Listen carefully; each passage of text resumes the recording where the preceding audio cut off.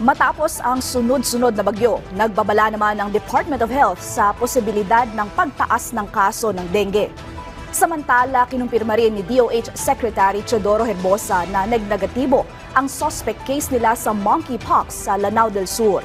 Ayon sa DOH, nakapagtala sila ng 80% na pagtaas sa kaso ng dengue para sa buwan ng Oktubre at Nobyembre ngayong taon, kung saan 5 individual ang nasawi na kinabibilangan ng mga batang lalaki at babae.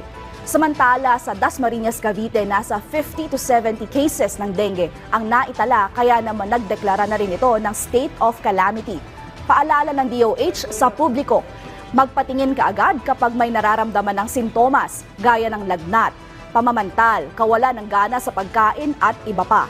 Kinumpirma rin ni DOH Secretary Teodoro Herbosa na nagnegatibo ang resulta ng kanilang suspected monkey case sa Lanao del Norte.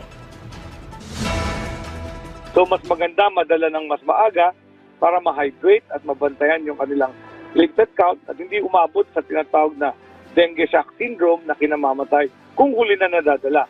So very important yung reminder na yon, Nina, no? Sa mga mothers na may mga batang may sakit.